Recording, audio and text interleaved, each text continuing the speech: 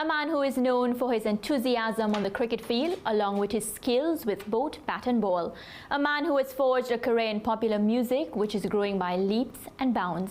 A man who is loved by many, not only for his achievements in cricket and music, but for the manner in which he treats his fans. A family man, someone who has the entire world dancing to his tunes. Who is this man, you may ask, if you haven't guessed it yet? I welcome on set the champion himself, Dwayne John Bravo. Welcome. You like that introduction? That's a lot. Yeah, it's a lot. All right, so we're going to get into it. You know, I have so many questions for you. I'm sure Lance as well. Our West Indies cricket so far, we've lost 3 of our T20. The first ODI was washed off. What's your take on that? What's going on? So why you have to start there? We have to start with serious issues, man. What? Repeat that question again, I know. So the first 3, you know exactly what I said. The first 3 T20 matches, we've lost. Yeah. The last ODI, when I felt we had a chance, it washed out. What's been happening with West Indies cricket? I don't know. I haven't been following. I've been busy doing my thing, getting the DJ Bravo brand elevated a lot more. So ever so often, I try and check up and see what's going on. But you know, to be honest, I haven't really paid much close attention to West Indies cricket lately. But I was very, you know, happy that there's a change in leadership where West Indies cricket is concerned, and I think it's a step in the right direction, and hopefully, you know, things can turn for the better. At the moment, you know, for the last 5-6 years, however long you want to put it, we all know that our cricket wasn't in the best state, and you know, hopefully with a change, things can be different. So you think things are moving in the right direction, basically?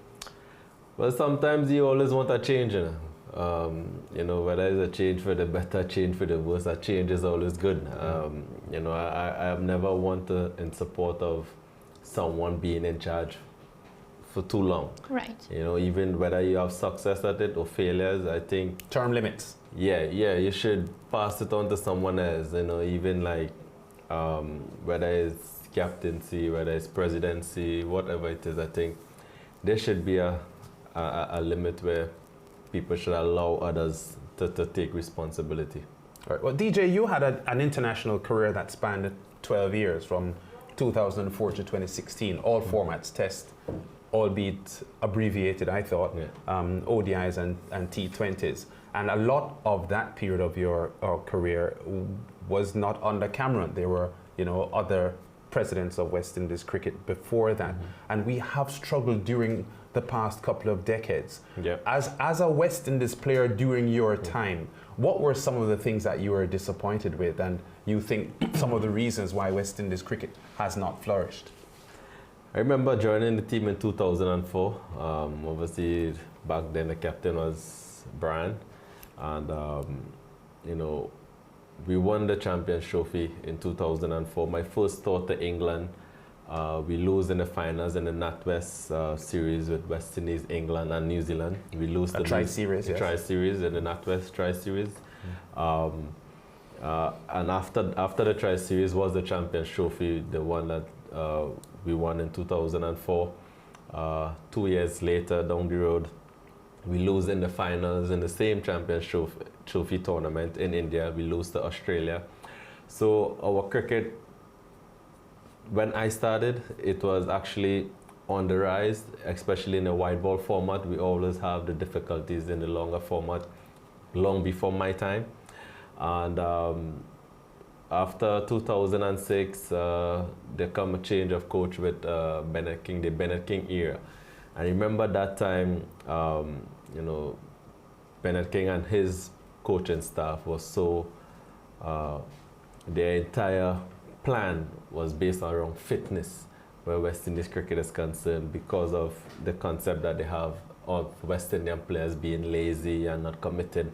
I think they spend more time in trying to get the players fit, and rather than trying to get them to understand the game and how to play, how to win cricket games. And I think in that period of time, they had 3 years. I think West Indies maybe won about 3 or 4 ODIs, and and I think that was the slide. Then. So what if not fitness? What do you think the emphasis should have been then? You're suggesting that it was a mistake to focus on fitness at the expense of other things. What are the things that, in your opinion, suffered in this strident effort to get the players fit? Well, in anything in life, there is balance. You have to have balance. So you cannot focus on fitness and don't focus on skills. Don't focus on awareness. And strategy. And so you have to plan, you have to be aware of situations and all of these things. So you can be the fittest team in the world, but if you lack talent, you lack knowledge, then you can't do anything. Also, if you have all the best talent in the world and you're not fit enough to fulfill your duties, then there's also a problem. So I think balance is the most important thing, and I think that is where we lack. We lack in communications also, how we try to get across our message, how we try to, communicate with players, rotation of players. I think we in the Caribbean, we're not at a level where, at that professionalism level where you can tell a player something, the player understand what you're trying to say. And, it's just the relationship between coaches, players, and board, we were never on the same page. So we always feel as players, we're on our own. We're trying to fight for our own. And just to be clear, this is pre-Cameron you're talking about as well. Pre-Cameron, yes. Pre-Cameron, yes. Pre-Cameron. Continue with Cameron, and I don't know what will happen after Cameron. Yeah. But like I said, it's just the way how we as Caribbean people, we as West Indians, how we treat our own. We don't appreciate others. You look at the way how players, Lasted Malinga just retire. You see the farewell he get. You see some of the other great players, from other countries. The love and respect and the farewell that they get from their board, from their fans, from their people. In the West Indies, it's like you're gone. All right. You goodbye. call a West Indian player who actually got a proper farewell, who got a proper send off. Chris Gayle announced he's going to be retiring sometime soon, or whatever the case is. You hear a former great player come out against it. Like, why? Like, you had your time, he have his time. Allow him. He is, as we call him, the universe boss. Allow Chris to finish on a high whenever he wants to finish, okay? You need 10 runs, or let him finish when he decides to finish. Lara never got the opportunity to finish on his terms. I don't think Ambi get the opportunity to finish on his terms. Maybe every player who finish or retire, still they will love to continue playing. I will love to continue playing international cricket. I was forced in retirement, but at the end of the day, that's how we are as a people. We never give the players who give so much to West Indies, we never give them opportunity to say goodbye, thank you. Shiv was another example. Rabner Sawan last played for West Indies at 32 or something like that, and he was still our premier batsman. So again, West Indies cricket needs some new thinking, new way of developing policies, ideas.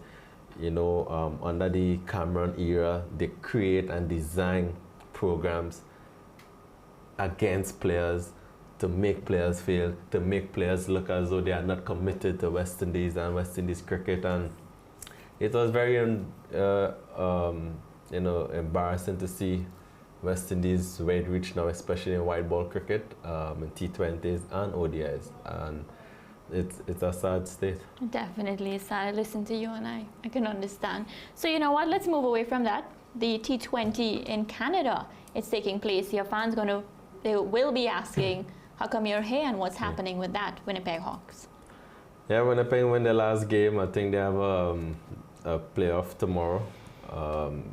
I already committed to do an event here tomorrow. There's a reason why I'm in Jamaica. My friend Beanie Man, there's no secret. Yeah. A musical hero, having his Summer Sizzle event tomorrow. It's a charity event, and I had committed to be a part of it long before I had committed the Global T20 League, and I'm happy I was able to go to Canada, play some games, leave my team in a good position of strength that they can actually qualify for the finals. But again, it's the balance. So you have to talk to me about this hype surrounding Trinbago Knight Riders. Yeah. What were you thinking when you did that? You posted that, well, I guess a lot of journalists got the idea that you were not going to be representing the Trinbago Knight Riders. Yeah. Everybody was worried. I remember the day of the draft, even I came on the show here and I said, I don't know what he's thinking. Like, I don't know what's happening. Do you think we're going to retain the 4th title, Trinbago Knight Riders? I don't know, it's hard. See, I'm never an individual to say before a tournament we're going to win, because no one knows who's going to win a tournament. Correct. Every team wants to win, all right? The pressure will obviously be on us as the defending champions and to try and win, 4 titles. But as long as we play a brand of cricket that the team is accustomed playing and our fans love, that's all I ask for. So CPL is a month and a lot of games, and with 6 very good teams, and the best team will win. We're going right into your music. I know you've been making leaps and bounds where music is concerned. The recent single with Alexa, that has been doing really well. Tell us about it. Ariel Alexa, yes, it's a very good song. It's not one of the songs that I am accustomed doing or normally do. I normally do songs for whichever team I play for. Whether it's Chennai Super Kings and IPL or Quetta Gladiators and PSL, TKR. But this, as my brother said to me, is the best song I ever sing. And I think Ariel bring out the best side in me. I actually doubt myself, to be honest. And it's a young female artist in Trinidad that I think have the ability and the talent to do great things in the world of music. And I try my best to give her the opportunity, than the chances that, as I said, we went to India and stuff. We have Guyana coming up around CPL time, and she's one of the most talented singers in the country, and obviously very beautiful young lady. So love you, baby. Nice song, and I'm happy that people like it. Yeah, the response has been really good. So on a serious note now, you're working on ending period poverty. It's a topic that constantly comes to the forefront. Of course, there are many women who suffer from menstruation and can't afford sanitary napkins. Yeah. Tell me about that initiative. You got the device in India, was it? Yeah. Tell us. Yeah, it's no secret. There's poverty everywhere in the world, and I get to realize of this machine while I was in India during IPL, and I reach out to my management team and ask, if there's a possibility we can go to meet the individual, and they make the necessary arrangements. We had to actually take a flight to go to meet him. I went and meet the guy, and he showed me the machine. He showed me exactly how easy it is to make the powder right there on the spot. So Right. basically it takes like 3 minutes to make it. And for me, poverty is, especially where females is concerned. I have a young daughter. She now turned 15, and throughout the region, it's no secret that there's a lot of poverty and a lot of teenage girls missing school, or parents or they themselves can't afford. And if I can bring this machine and bring it into Trinidad and bringing a staff from India to teach people how to use the machine, and eventually try to expand it throughout the region. And that's my aim and my drive. And How soon you feel this obviously, How soon you feel this will manifest? Well, it's being documented, so maybe I think in a couple months, the machine actually is on the way, so it will take a while to come, but everything is going to be documented, and like I said, it's about helping the less fortunate. My charity, DJ Bravo Party 47, that I keep every year. This is the 5th year. I always try to target underprivileged kids between the age of, let's say, 5 to 16. And that's what all my funds go to where my charity is concerned. Keep up the good work, for sure. Where does all this music interest come from, though, DJ? Because I see in the Western, Marlon Samuels is making music. The icon. So Omari bold. Banks is a musician, a full-fledged musician now. Yeah. Andre Russell, I think, plays some. No, Andre Russell actually sing. Andre Russell have a song with Ding Dong. Yeah. He did a CPL song. So I think Ambrose and Richard Richardson were in a they band as started well. in a band, Yeah. Dread and the What's it- Ballhead or what's it gonna something. be? Yeah, Dread and Dread the and the Ballhead. I think being Caribbean people, music is part of our life. At the end of the day, whether you are born to sing or you have that musical talent in you, we all try to sing. We all dance. It's part of our life as Caribbean people. You know, whether we sing soca music, calypso, reggae, dancehall, you know, it's just part of our culture. And for me, growing up, Beanie Man, I was a big Beanie fan, still a big Beanie fan, you know, and Beanie Man is the only person that I meet and felt starstruck. The first time I meet him, for the very first time I meet him, he's the only person I ever meet. Even when I meet the Queen of England, I meet prime ministers in various countries. But when I meet him for that first time, I was like, wow, I actually meet a star. And, you know, I made a joke with him one time and I said, you know, he's the king of the dance, so he's my friend, and I don't have a song. And he was like, you want a song? I said, yeah, I want to sing a song with you. And he was like, okay, take me to his studio. The first song I did, I think, was back in 2013 or 2012, called Beanie Man and Bravo. And from there, I realized how difficult recording song was. I had no clue about music. I have no type of musical talents, but there's just the pure love I have for it. I keep striving. I keep trying to get better at it, and obviously, you know, years gone by, I keep improving. And as I always say, my music is to make people happy. People must feel inspired whenever they hear a DJ Bravo song, and you know, kids friendly and these kind of things. Well, Bravo, every time you drop a song for TKR, we win. Does that mean something's happening? Well, not only for TKR. I drop a song in the World Cup, we win the World Cup. I drop a song for TKR, we win CPL. I drop a song for Chennai Super Kings, we win IPL. And I drop a song, the last one I dropped was Quetta Gladiators, and we win PSL. So what's happening this year for TKR? I have to do a West Indies song. Please. A West Indies song. Please. Next T20 World Cup, I want to come back out and play. Please. I want to come back out of retirement. Oh, you do? I will. So you turned 36 years old in October, don't you?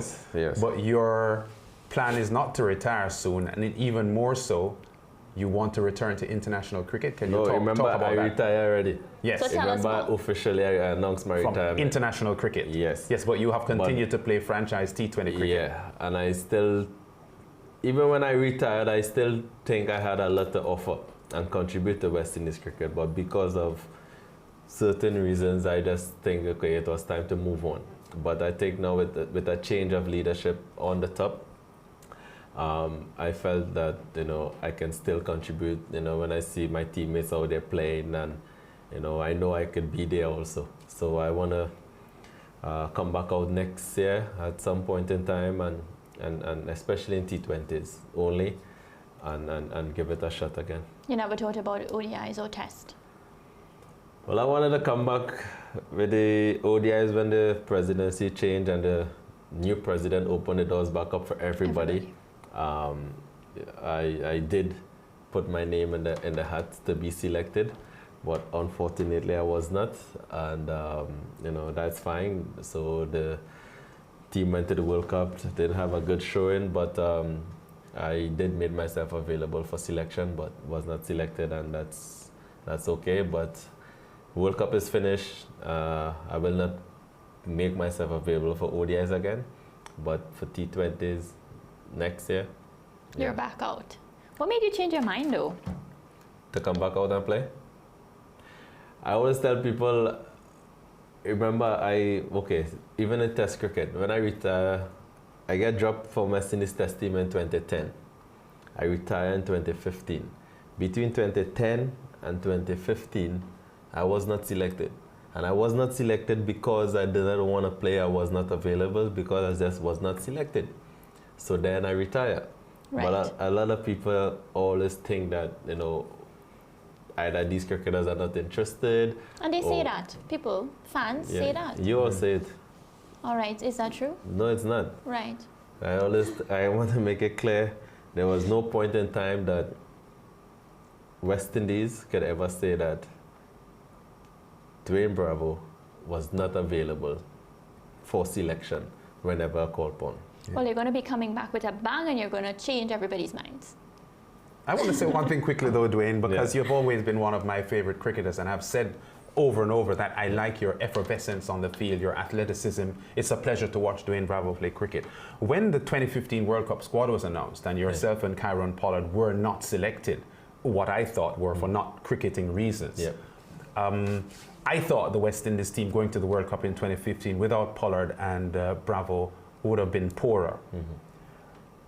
The response to that was that your statistics hadn't been all that impressive, which I accepted. I'm saying that if I was a selector, I would pick Bravo and Pollard because I know what they can do. I know what they can do. So even though the stats were moderate, talk to me about that, because you've criticized the administration and the coaches and the selectors and so on. But statistically, before 2015, when the World Cup was being picked, the selectors could look at the stats and say, you know what, Bravo and Pollard haven't really been doing that well and we need to move on. Talk to us about your own, and Pollard, because I just mentioned both of you, how you felt about your World Cup mission and the fact that there was evidence that your stats didn't really make it compelling to pick you. So I will go back with, so let's say 2014, you know, I took over West Indies captaincy under Darren Sammy, and I like how you put it with stats and stuff, because even as a captain, right? If you all, since you're on stats, if you all go back and check and see Darren Sammy stats, Chris Gale stats, Chanda Paul stats, Jimmy Adams stats, Jason Holder stats. Bravo is the best. Dwayne Bravo stats. In terms of leadership and leading West Indies cricket, results-wise on an uphill, right? My stats is way better than all of these other captains. That is true. That can be verified, yes. Now it's back down again. And I remember Mr. Lloyd, the chairman, at the time when I get asked as captain, I asked what was the reason why. His response was, the team is not showing no kind of progress under my leadership. And I said, okay, no problem. I said, okay, I get sacked as captain. Why I get sacked as a player? And they come with the stats. Now, that time, it was the only West Indian player was selected for the ODI team of the year, right? With Sangakkara, Dhoni, all of these players and them. So my stats was on the rise. At the end of the day, as a one-day lower order batsman, check all West Indian players who are even playing now.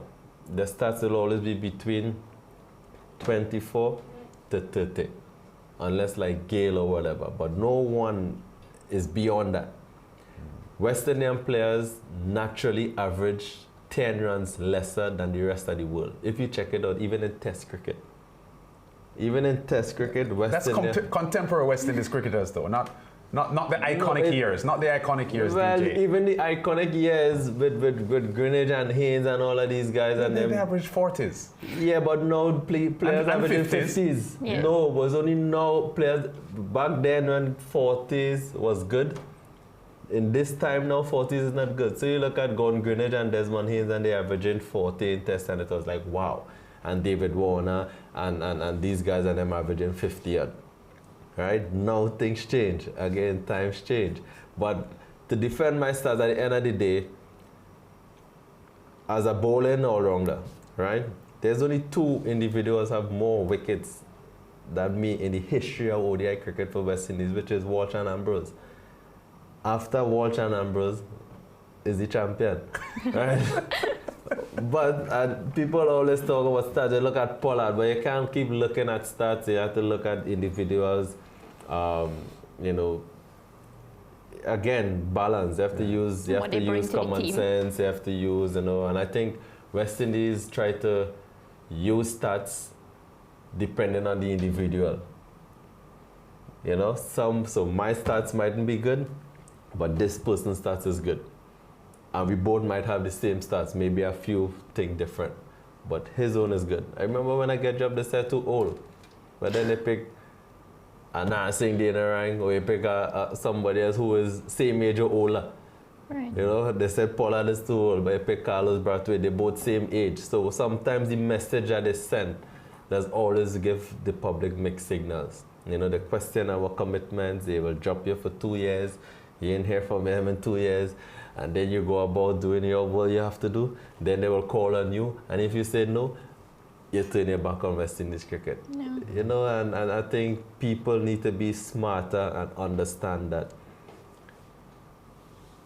every youth, every young player in the Caribbean, every male, boy, child, will love to play for West Indies. Their dream is to play for West Indies. But that doesn't mean to say you will play for West Indies. You have to put in the yards. West Indies president or selectors are going to walk at the side of the road and pick you up and say, put on a test cap or put on an ODI cap. You have to earn that. And if you earn it and you ain't do well, you get dropped. And when you get dropped, then nobody feels sorry for you. You have to find a way how to get back onto the team or find a way how to continue with your life. So when people say you have to be committed to West Indies cricket, commitment go both ways. Don't slam players when they make a decision based on their personal life or their families or these things and say they are not committed. No, don't. Commitment go both ways. Again, balance. All right, we got to run pretty soon though, Dwayne, Yeah. but your feelings on Jofra Archer and his quality and what is there for him now to achieve? Yeah, As an England cricketer. Yeah. I remember when Archer, I remember when he, the current CEO, tried to get him to play for West Indies in this current World Cup, and Archer's response was, I'm still young. If I don't play this World Cup, I will play the next World Cup. And what the ECB did, they changed their rule to make sure that Archer will be able to play for England. Right? Because he wasn't supposed to be eligible until 2022. They changed the rule because they realized the importance of him being It sounds in the as if World you're Cup. saying that the West Indies Cricket Board wouldn't have done something like They that. would never do something Why like that. why do you say They that? would never do something like that because they try all kind of things. Who he feel he is, who is this, Yeah, who we're is not bending that. the real. And we as Caribbean people will support it. You know, where you bringing them back for? Can you imagine, like, no disrespect to any player in the Caribbean or whatever, or the current team, but you look at, can you imagine someone like me with my experience and everything and the form that I have, make myself available to go to the World Cup? And what happened? You see me in the World Cup? No. Okay then. One more thing, there's this question, and people always ask it for the Trinbago Knight Riders. They always want to know why you bowl yourself in the last over. You know how the stands are during that time. Yeah. I have nothing. I don't even have to explain. Yeah. Just tell them. So check the stats now and see you in So this is what the you're world saying. over 15 years. Yeah, as the West Indian player, I had a bowling 19th over the last over. Right. And I am sure I have more success than failures. Check the stats. All right, well, you told them that for yourself, because I know they keep asking. No, that is Caribbean people. All right, well, thank you so much for Yeah. taking the time off. You were very early here today. Thank you for joining us on the SportsMax Zone. We look forward to seeing bigger, better things from you. Thank you you. very much.